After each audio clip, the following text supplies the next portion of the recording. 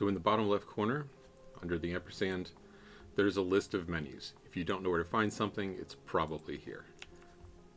This gold plus means you have enhancement points to spend.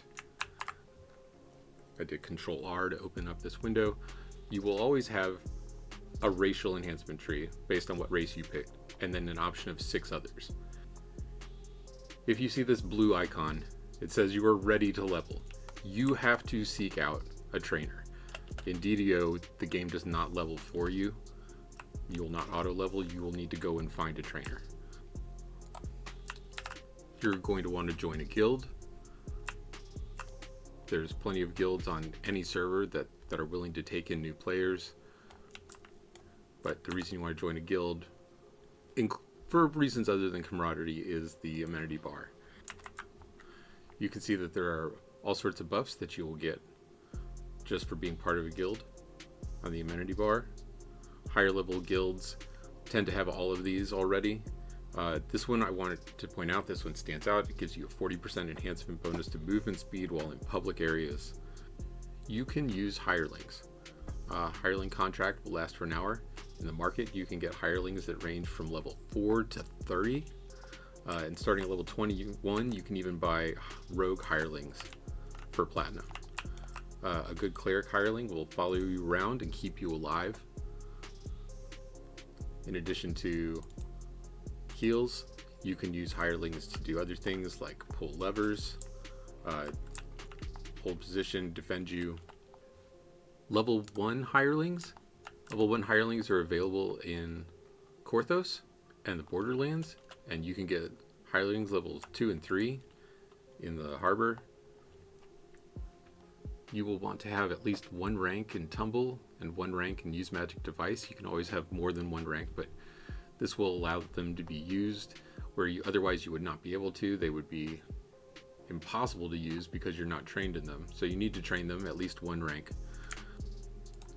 There's an external site called DDO Wiki. It has a lot of information about the game, the classes, the enhancements, the skills, the feats, everything like that.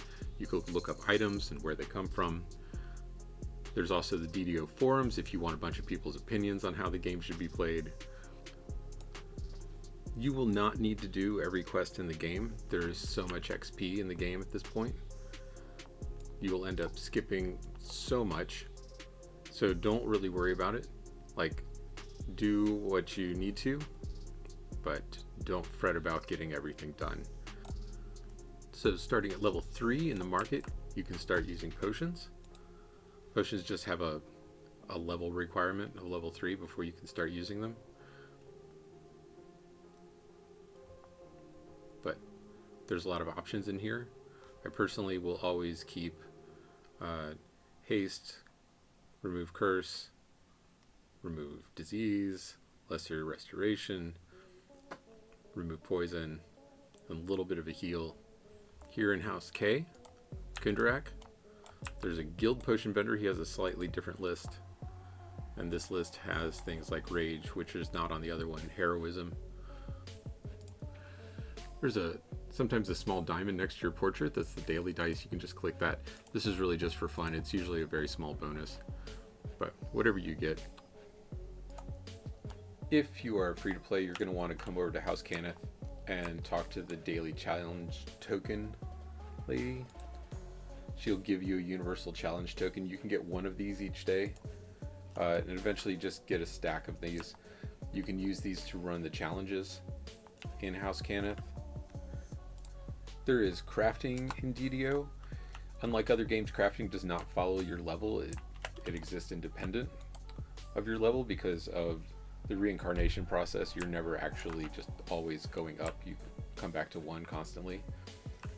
But your crafting does follow an individual character. So if you start crafting on 1 character and then you make another character and start crafting there, they will have a different track for how developed their crafting is. To help with moving around, you're probably going to want a feather fall item. Once you have one, you can always accelerate your fall by holding shift, but it gives you a sort of a glide effect as long as you're moving forward. Feather fall is available as early as level 1. It's also augmentable. You can put it in a yellow slot as a topaz. You can get a mount at level 1. Come over to the Borderlands, this NPC. You can get feathers from the chests out in the Borderlands wilderness. Having a mount to move around is faster than the chronoscope 40% buff. By default, you move at 100%. That's just your base movement. So with the guild ship, it's 140. With a horse, it's 200. Or a fast horse, rather, it's 200. So the first place you can pick up faster movement is back on Korthos, or still on Korthos, wherever you are. The mayor always has the same reward list, and the first one on the list is Anger Step. You can see it has a clicky for Expeditious Retreat. It's 25% movement speed. This is only 5% less than the highest item that you can wear anyway. You can run this quest multiple times. He always has the same reward list, and so you can get multiple copies of this clicky. It says that it refreshes per day, right? That is okay. That brings up sort of DDO math. So a day is 1 minute in a tavern, or resting at a restaurant, or finishing a quest, and that will all qualify to refresh the boots. So go ahead and pick up like 2, maybe 3 copies of the Anger Step, and you'll be good for dungeons. And then outside of dungeons, you can have a mount, or you can just use the chronoscope buff from your guild. Here I am. So when you're questing, I'm base level 16. I am level 16. The quest is base level 14. Whether you run it on Elite or Reaper, it's going to go up and match my level. That's what I want. When you're inside the quest, you can hit the letter X, pull up the XP tab, and you can see that I'm getting a delving bonus of 150%. If I were level 17 and I were running the same quest on this setting, it would go down to 75%. I would be losing XP by being over level. Eventually you can go so far over level that the quest is worth nothing, and this base XP would be 0, and the whole quest would be worth nothing. I want to say it's like 7 or 8 levels above. So really, to optimize your XP, you want to be the same level as what you're doing. This will give you as much strength as possible while getting the most XP that you can for the quest. You can always run this quest up, like if I were level 15 or 14, I were running this, I would get the same amount of XP, but my character would overall be weaker and it would be harder to run the quest. So, same number, same level is usually optimal for earning XP while you're questing. So you can get some more hotbars. Unload a bunch. When you're initially setting this up, it would be save, and then the name of whatever you're going to do. I already have a layout saved, and so when I load the version I have, it pops everything into place. To help with inventory, I'm going to talk here to Baudry Cardamon, and he is going to give me my first collectible bag, in addition to giving me the quest. Once I have the bag, I need to set it to auto gather, but this is going to keep anything that would go in this bag from just going into my regular inventory and cluttering up the mess. The quest he's going to give is down here. We're going to come back to that here in just 1 second, but let's get the other things that are going to keep our inventory less cluttered. This guy, pick up his quest, and now I have a gem bag. The ingredient bag I'm getting from the guy who does the favor in the 12. He will give me a bag initially just by talking to him, but when you do more favor for him, you can end up getting the 80 slot green bags. You can get one of those each life, and as you go through lives, you will start getting more than you will ever need of 80 slot bags. In the harbor, over here at the Hammer and Chain, this is a weapon shop. Come over to the missile vendor and go all the way down. We want a quiver.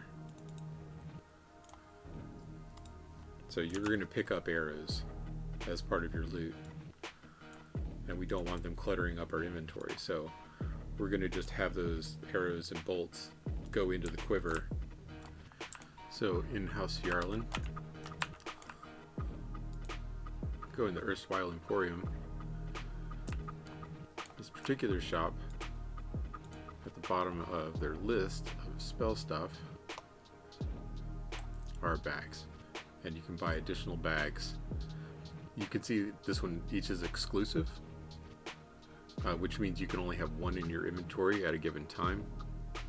For collectibles, collectibles are separated by level grouping.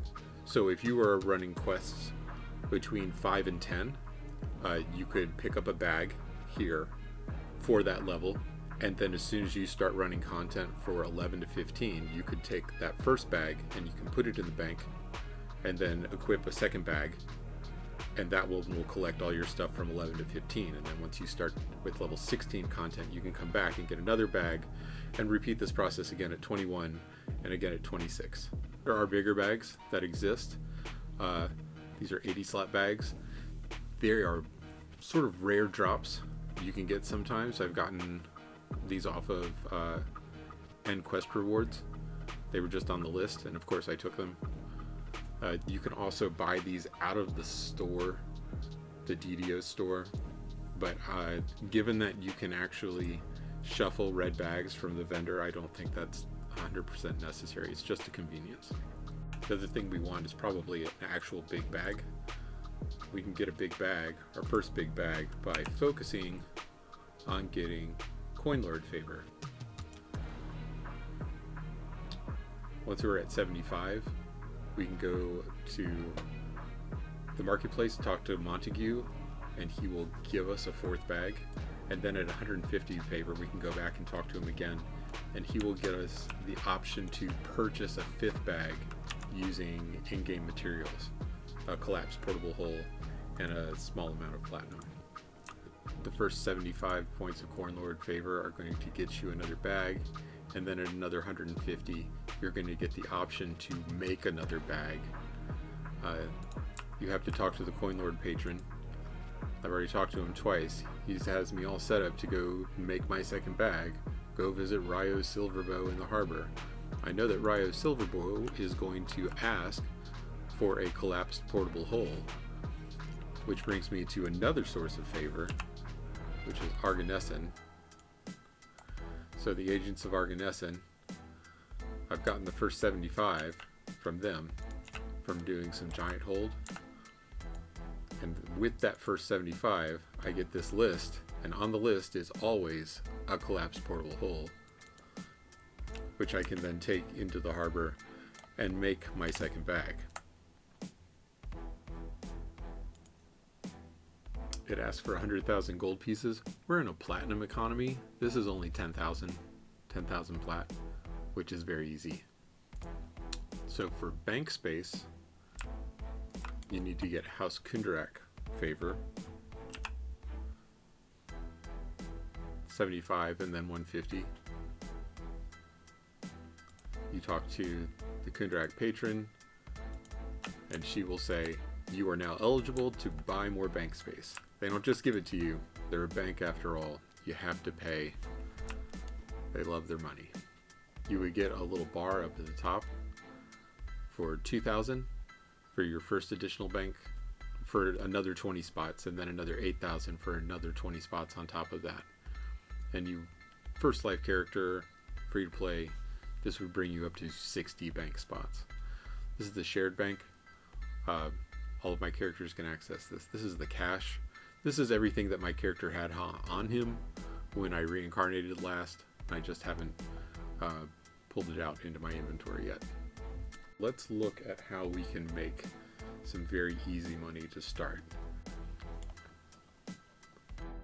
There are oftentimes inside breakables coin or maybe items that we can sell.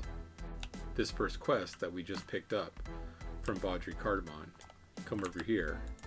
You just need an item to drop, just one item to drop out of these things.